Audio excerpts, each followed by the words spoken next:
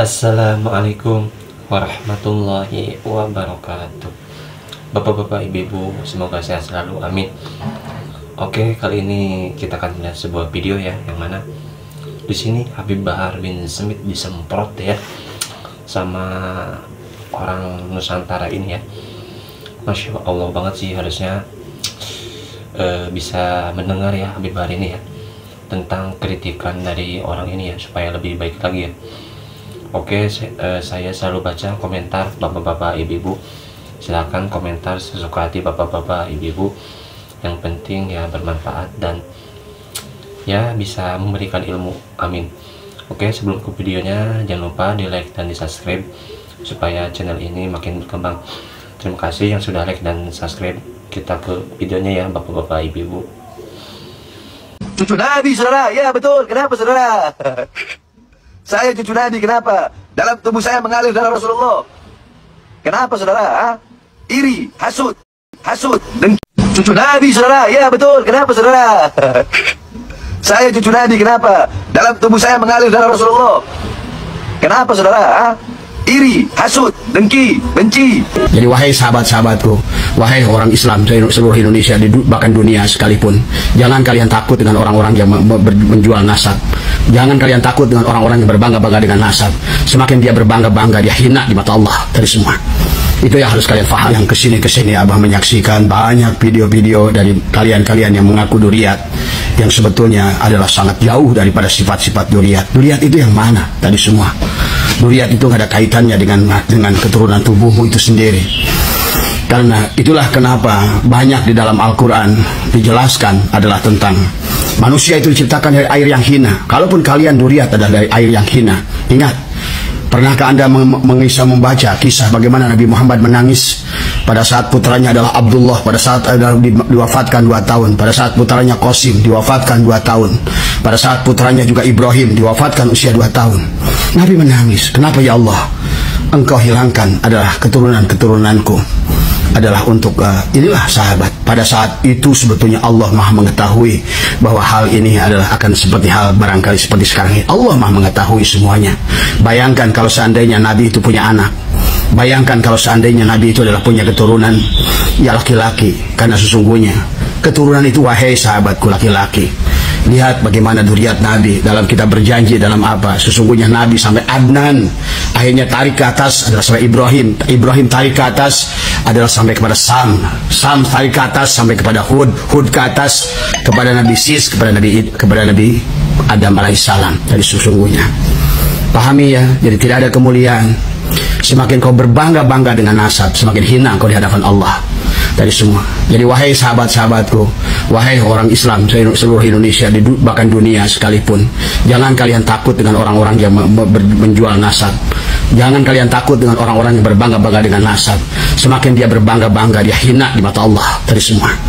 Itu yang harus kalian pahami. Kehidupan ini tidak seperti presiden, tidak seperti yang kalian bayangkan, presiden dengan menteri-menterinya. Tidak seperti halnya kalian adalah menjadikan jenderal dengan anak-anak kolongnya. Nggak ada. Di mata Allah semuanya sama. Karena yang Allah lihat adalah bukan masalah siapa kamu, dari mana kamu.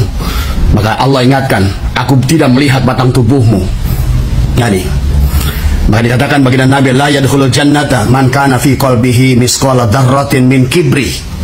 Dan sekarang ini orang-orang yang mengaku duriat itu sombongnya luar biasa, merasa dia adalah golongan orang kelas 1. Kalau sudah berbicara tentang nasab, itu sudah berbenturan dengan semangat Al-Quran. Al-Quran tidak demikian. Kalau sudah berbangga-bangga dengan nasab, itu sudah berbenturan dengan semangat perjuangan Rasulullah sendiri. Justru baginda Nabi di Mekah itu adalah memerangi orang-orang yang berbangga-bangga dengan nasab. Dan inilah sahabat yang harus difahami ya semua. Dan wahai umat Islam, demi Allah, nih lihat wajah saya jamin kalian, kalaupun kalian adalah tidak menghormati mereka, tidak akan ada. Karena pada dasarnya yang harus kalian fahami adalah bukan hanya sebatas Muhammad bin Abdullah. Inilah sesungguhnya. Bahkan baginda Nabi sekalipun lihat namanya sudah diganti oleh Allah. Pada saat beliau lebur pada Allah, pada saat beliau lebur dari syariatnya kepada hakikatnya, hilanglah dirinya pada saat Mi'raj. Maka itulah kenapa bahwa nama Nabi baginda Nabi adalah tidak banyak disebutkan dalam Al-Quran, hanya 3 saja. adalah lebih banyak iblis disebutkan lebih dari 77 kali. Nabi Isa 63 kali, Nabi Musa 163 kali. Baginda Nabi itu hanya 63 kali, hanya 3 kali saja disebutkan. Karena pada dasarnya bukan badanmu yang berkaitan pada nasab kepada ayah ibumu tadi semua. Bahkan seharusnya badanmu lah yang harus dihilangkan, badanmu lah yang harus dimatikan. Kalau kita melihat kisah dari Nabi Ibrahim, dari Nabi Musa, dari Nabi Yunus, dari Ashabul Kahfi, sesungguhnya inilah jasad ini yang harus dihilangkan, bukan justru dibanggakan, dibesarkan.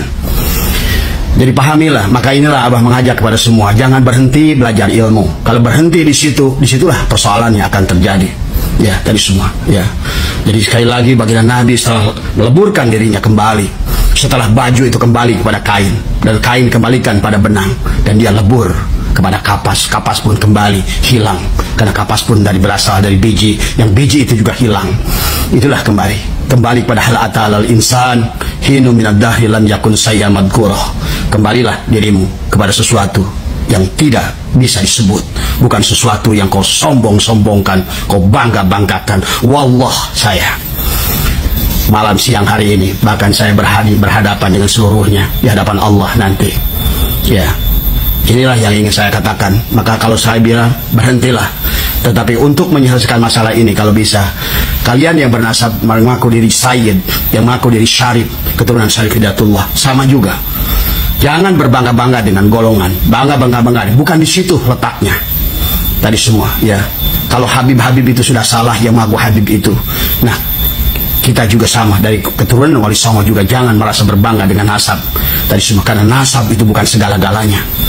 Karena Allah hanya akan melihat apa yang ada di hatimu. Allah berkata dalam Al-Quran, aku nggak melihat wujudmu, aku melihat sukumu, aku melihat warna kulitmu. Sebagaimana tadi, an-nasu li Adam, manusia itu dari Adam, wal Adam min turab, dan Adam itu dari tanah. La fadla li arabiyyin ila zamin, tidak ada kemuliaan orang Arab daripada bukan Arab.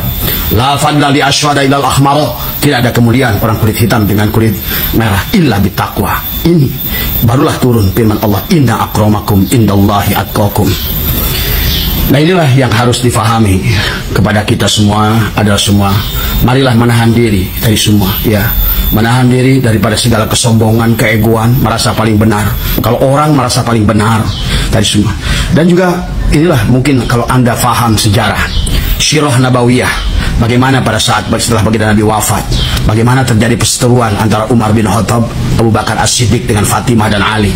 Pada saat mereka, Fatimah meminta kepada Abu Bakar tentang tanah Azwa, adalah merupakan kebun kurma baginda Nabi. Kata baginda Nabi apa? Ya Fatimah, apa milik Muhammad itu milik umat, bukan milik keluarganya. Jadi ingat itu sahabat, ya. Jadi jangan pernah ada yang merasa memiliki Muhammad. Siapapun memiliki Muhammad, karena dalam dirinya ada Muhammad. Tadi semua. Itulah Allah. Wa'lamu anna fikum Rasulillah. Ketahuilah dalam dirimu ada Rasulullah. Laqad ja'akum rasulun min anfusikum. Maka Nabi membaca min anfasikum. Sesungguhnya Rasul bersama dirimu. Itulah kenapa kau peringati ulang tahunmu, karena memperingati kelahiran Rasulmu bersamaan dengan kelahiran dirimu. Jadi bukan tubuhmu itu, ya. Itulah kenapa dalam thariqat ada riyadoh ngabeti. Bagaimana kita down to earth, menghilangkan, mematikan al-mutu qabla an tamutu. Yang harus dimatikan adalah jasad, nasabnya itu. Tadi, yang sisi manusianya harus dibuang tadi semua. Karena nasab itu sisi manusia. Itulah kenapa Nabi Ibrahim ayahnya masuk neraka azab. Itulah kenapa juga Nabi Lut juga istrinya masuk neraka. Tadi, padahal adalah istrinya Nabi. Nabi Ibrahim kurang gimana hebatnya, Khalilullah, tapi tidak bisa membawa ayahnya masuk surga. Demikian pula Kanan. Kanan adalah anak Nabi Nuh. Apalagi kalian ini jauh 1000 tahun. Kanan yang anaknya sendiri tidak diakui selama ruhnya tidak sejalan dengan Allah. Intinya bukan jasadmu yang mulia, tapi ruhmu. Maka fahamilah kalian dari semua, supaya mudah-mudahan dengan kasus ini adalah menjadikan bahan juga renungan buat kalian yang mengaku asegab, al-hadad, al-atos, al-apa semua, alkohol, al-manaka, apa semualah dari semua, ya. Dan juga musyahid, syahid, syarif semua sekalian. Tidak ada yang perlu dibanggakan di hadapan Allah dari semua. Ini adalah orang Islam sendiri. Orang Islam sendiri yang terkadang pakai jubah, pakai serban, berjanggut. Lepas itu apa lagi? Kadang-kadang dari negeri Arab lagi datang ke sini. Tujuannya apa? Untuk menipu umat Islam. Tambah lagi yang menipu itu, yang ditipunya adalah warga tempatan, pribumi. Na'udzubillah min dzalik. Yang sangat menyedihkan lagi, orang pribuminya itu pun mahu pula kena tipu. Dalam bab akhirat, dalam bab dunia kita tak nak ditipu, kenapa dalam bab akhirat kita nak ditipu? Kemana kita ni? Adakah kita masih waras? Kedah tak waras lagi. Sekarang ni ramai sekarang oknum-oknum daripada Pak Arab yang datang, tujuannya apa? Tujuannya dia jual agama ini dengan cara apa? Saya tengok Nabi. Ini jualan dia ni. Saya lihat Nabi. Kemudian Nabi keluar daripada kubur. Kemudian bergetar kuburannya, keluar jumpa aku, cium lutut aku. Nabi sendiri pun tak pernah keluar kubur sampai cium Abu Bakar, cium lutut Umar. Siapa engkau? Jangan kau ingatkan kau lebih hebat pula daripada Abu Bakar. Oh, Allah berkuasa atas segala sesuatu. Memanglah engkau ni. Susah nak cakap lagi. Kemudian ada juga yang kadang-kadang punya statement. Apa statement dia? Ya, Nabi Khidir datang ke rumah hantar barang. Jadi kurir. Sampai ada statement Nabi SAW sangat mencintai suatu negeri. Sampai-sampai Nabi selalu bertawaf di negeri itu. Dan ini viral. Di mana? Surabaya. Nak senangkan hati orang Surabaya, dikatakan Nabi selalu tawaf di Surabaya. La ilaha illallah. Dari mana dia? Dan benda seperti karut mengarut ini dipercaya dan diterima. Dan ini yang mesti dibentras. Orang yang bercakap ni bukan orang yang tak solat, tapi orang berjanggut berserban. Sehingga penipuan ini memaharajalela dan subur. Kita di Nusantara, jemaah, di Nusantara ni, ni krisis orang-orang seperti ini. Penipu-penipu agama. Dia mencari makan di negara ini dengan cara menggunakan agama. Lalu jualannya jumpa Nabi, bersama dengan Nabi. Daripada, karena walau bagaimanapun kita ini berada di posisi akhir zaman, yang mana saat ini fitnah zaman ini luar biasa. Ini nampak jelas.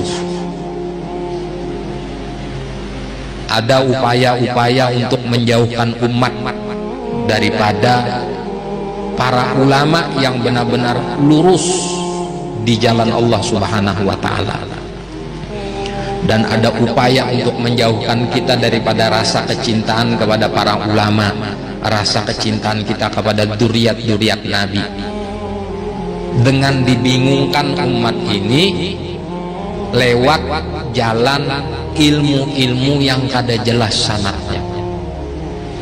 Makanya penting para ulama kita, guru-guru kita sudah memasani pentingnya belajar dengan orang yang jelas sanadnya. Penting belajar dengan orang yang jelas gurunya siapa. Penting juga belajar dengan orang bagaimana keadaan orang yang kita belajar nih tadi waktu inya menimba ilmu lawan gurunya seterusnya sampaikan baginda Nabi SAW. Artinya bersanad nih. Jar para ulama, innamal ilmul mu'tabar mattasala sanaduhu ila sayyidil bashar. Ilmu nang dianggap itu adalah ilmu yang bersambung kepada baginda Nabi SAW. Tapi bukan hanya bersambung aja. Tolak ukurnya daripada itu semua adalah bagaimana pengamalan ilmu tersebut, yang sebagaimana disebutkan oleh Imam Sufyan Ats-Tsauri pada pengajian yang lalu. Ukuran kemuliaan ilmu itu bagaimana pengamalannya. Bila gawiannya bagus, maka ilmunya pasti bagus. Bila gawiannya kurang bagus, berarti ilmunya kurang bagus. Bila gawiannya kada bagus, berarti ilmunya pun kada bagus juga. Jadi ukuran daripada ilmu itu adalah amalnya tuh tadi. Nah, amal itulah tanda sinyal, simbol bahwa ilmu itu bermanfaat. Mudahan Allah anugerahkan kepada kita ilmu yang bermanfaat, penuh keberkahan dunia sampai akhirat, amin ya rabbal alamin.